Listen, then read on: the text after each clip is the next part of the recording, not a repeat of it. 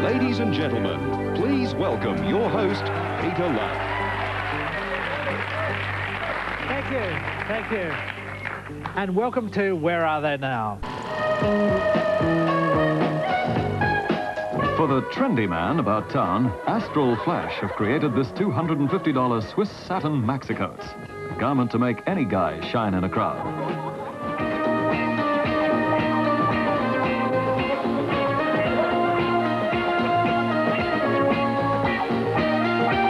Flashing lights highlight the hundreds of hand-sewn sequins and present a fashion that is certainly an example of tomorrow's clothes today.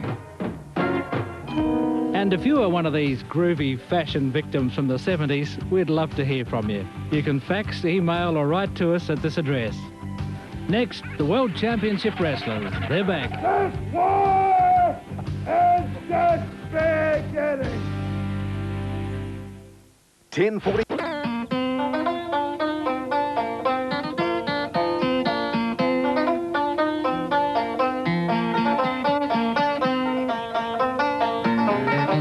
Yes, one of the great movie sequences of all time from Deliverance, Eric Weiss and his dueling banjos. But dueling banjos are all very well. If you really want to make an Aussie TV audience happy, you need to give them dueling blokes. Jim Barnett presents World Championship Wrestling. And here's your ringside commentator, Mike Cleary. Well, hello there, ladies and gentlemen. And yes, we've got a fantastic card for you tonight. To kick it off, three great wrestlers. Please welcome George Barnes, Steve Rackman and Mario Milano.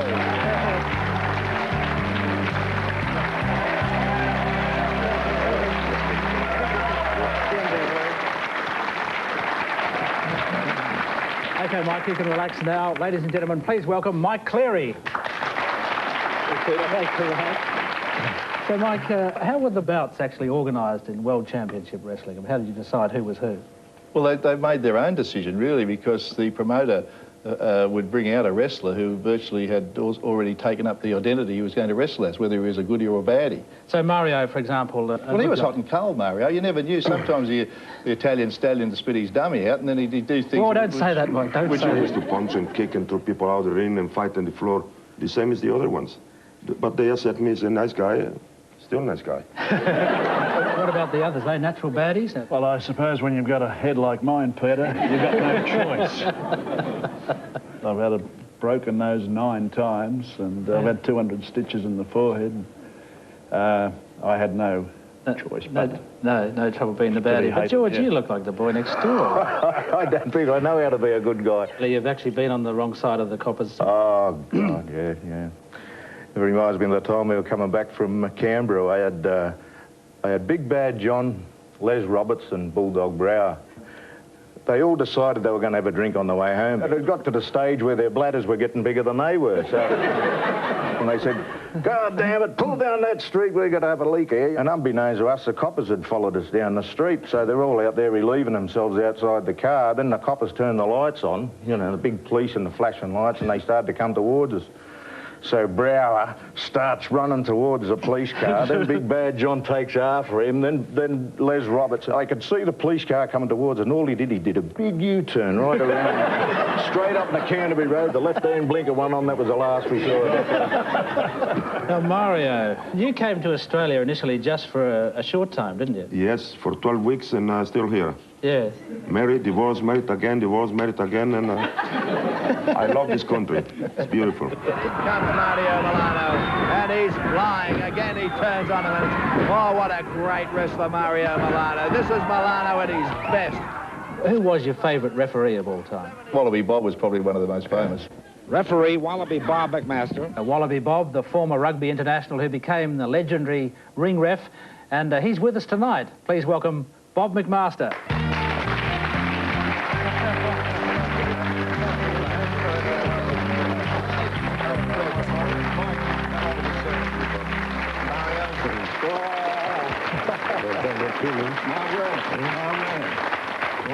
Did you ever find yourself taking some sides in the ring? Oh, yes. I can remember one occasion with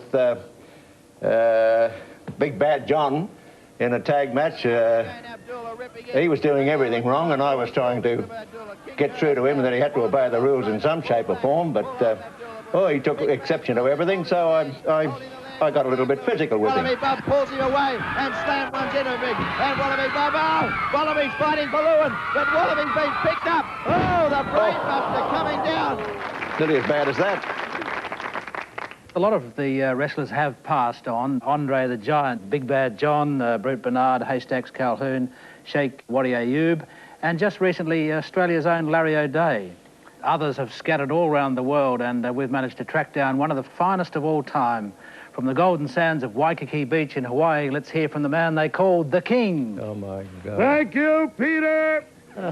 This is Curtis Iaukea, formerly King Curtis, from the land down under. I almost lost an eye, and Lewin almost lost half of his face. This war is just beginning. I have a message from Mario Milano. You are without a doubt the nicest and the most gentleman that I've ever met in professional wrestling. Now you take George Barnes. George Browns can take more punishment than any other man I know.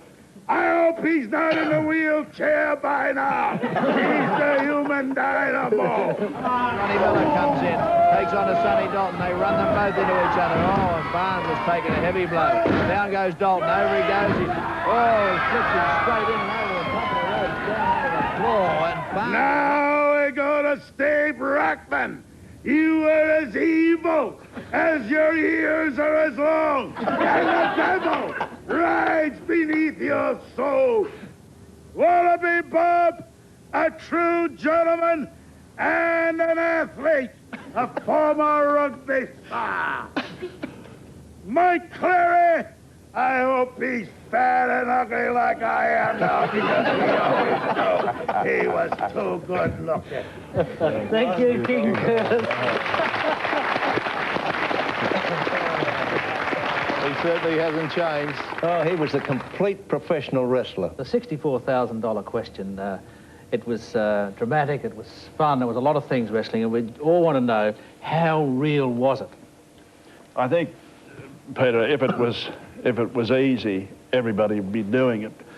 I can remember one incident was George was involved in, and he had his eye split open. I was calling it, and he had his eye split from there to there.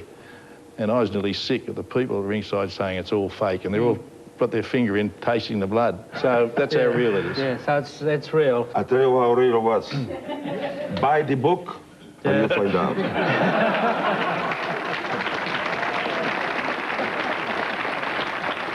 Ladies and gentlemen, please thank Mike Cleary, Wallaby Bob McMaster, and all our World Championship wrestlers.